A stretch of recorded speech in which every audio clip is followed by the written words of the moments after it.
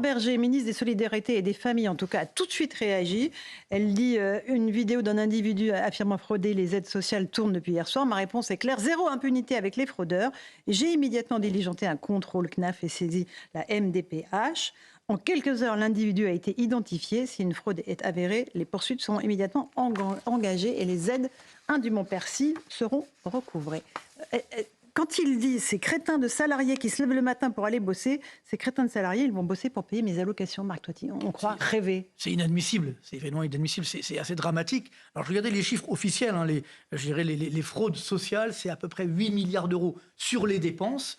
Et sur les cotisations, ça veut dire le travail, je dirais, on les connaît pas, c'est autour des 9 milliards. Donc, c'est-à-dire 17 milliards de fraudes, c'est quand même pas rien, entre guillemets. Donc ça existe. C'est malheureux de dire, mais là, c'est le mode d'emploi. Mais là, le problème, c'est qu'encore une fois, on est en train de créer, je dirais, cette France, justement, à plusieurs vitesses, où justement, ceux qui travaillent de façon honnête, entre guillemets, sont en permanence taxés. Et si jamais ils ont fait une petite erreur sur leur déclaration d'impôt, on va évidemment les massacrer, entre guillemets. Et parallèlement, ceux qui font alors soit des fraudes, ou alors qui font du trafic de drogue, ou etc. Alors eux, non, finalement, on les laisse continuer comme ça. C'est assez incroyable. Et ça, c'est très dangereux, encore une fois, sur l'aspect sociétal. C'est-à-dire qu'on a besoin tous de revaloriser la valeur travail. Et c'est aussi une des conséquences de ce coronavirus. On a laissé croire qu'on pouvait rester chez soi. C'est ça.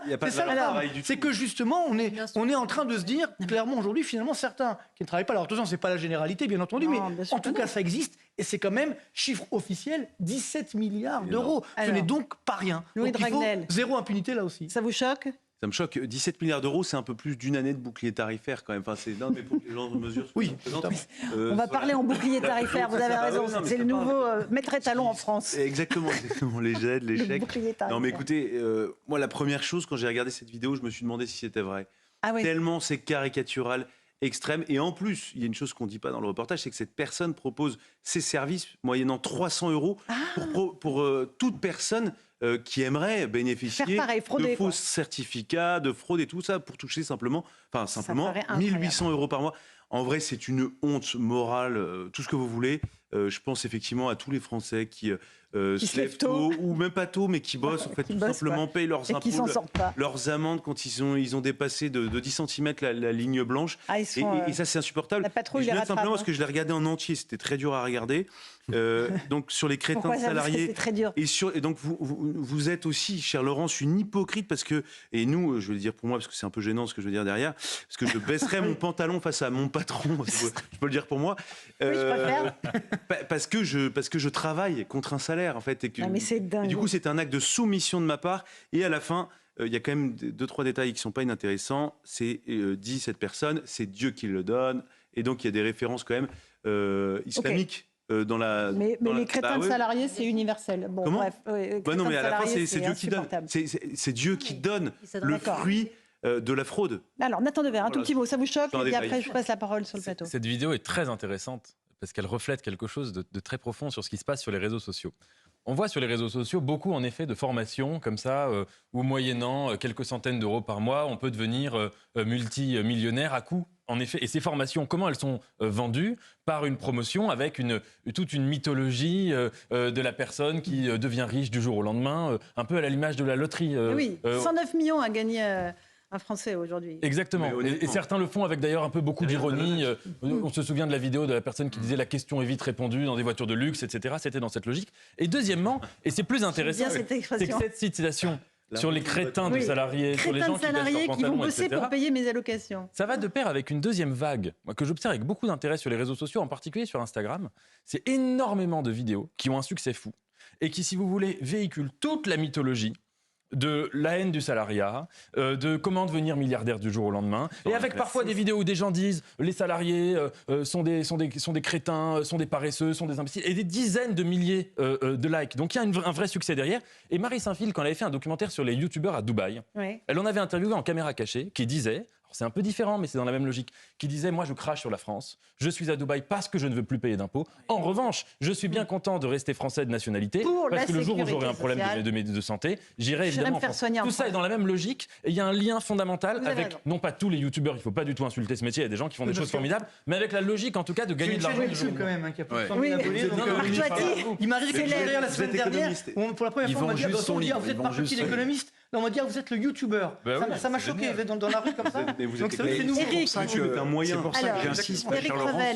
Revel parle. J'insiste, ma chère Laurence, il faudra absolument avoir un droit de suite sur cette affaire. Ah oui, on Parce va que le moi, faire. j'ai du mal à croire. Alors évidemment, tout ce qu'il dit est absolument horrible, scandaleux. Mais en fait, je pense que la véritable arnaque, elle n'est pas forcément dans ce qu'il dit. Parce qu'il utilise des arguments qui touchent les plus jeunes qui regardent ce genre de vidéos. Pourquoi ? Parce qu'il y a beaucoup de jeunes aujourd'hui qui considèrent que le salariat, c'est pas forcément la meilleure façon de s'épanouir. Donc, il utilise des arguments qui parlent à ces jeunes. Et à mon avis, c'est pour ça qu'il faut un droit de suite. La véritable escroquerie, c'est peut-être pas qu'il touche réellement 1 800 euros En tout plus cas, les si c'est APL. le cas, c'est La bien véritable une escroquerie, c'est qu'il dit, moi, j'ai le mode d'emploi, vous me filez 300 euros et je vous C'est vrai, explique. c'est vrai. Et ces 300 euros-là qu'on lui verse, Pas faux, c'est pas cet faux. argent-là qui va faire. C'est pour ça que le droit de suite, il est important.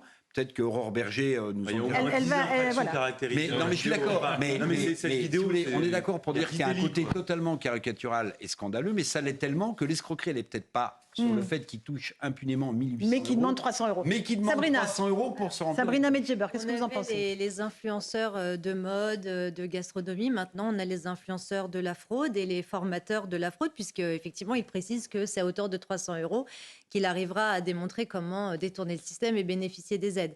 Moi, il y a quelque chose qui m'a frappé dans cette vidéo, c'est le langage et la langue qu'il utilise. C'est-à-dire qu'il parle à la fois arabe et à la fois français. Donc, on se peut se C'est un poser la question. franco-marocain. Voilà, on peut se poser la question.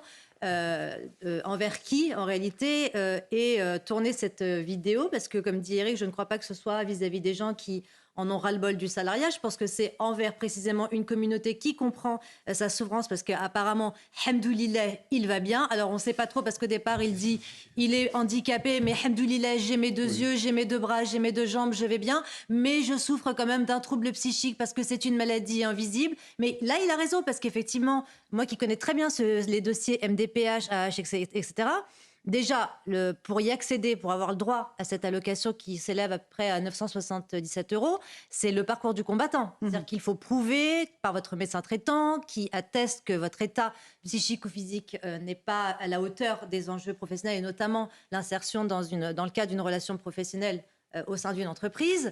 Et après, l'AH est étudié en commission départementale et ensuite, il vous l'octroie, etc. Mais il a raison parce qu'il y a énormément de personnes qui utilisent la dépression comme étant une maladie ou un handicap Bien qui sûr. les empêche de pouvoir s'inscrire Ça dans peut une l'être, logique ça de peut salariat. l'être. Ça Ça peut peut l'être. Non, mais je ne questionne pas ça parce que c'est vrai. D'ailleurs, c'est une insulte En pour tous revanche, ceux qui sont réellement malades. là, de non, l'esprit. mais bien sûr, ce sont des Sabrina handicaps Medjeber. physiques D'accord. ou psychiques.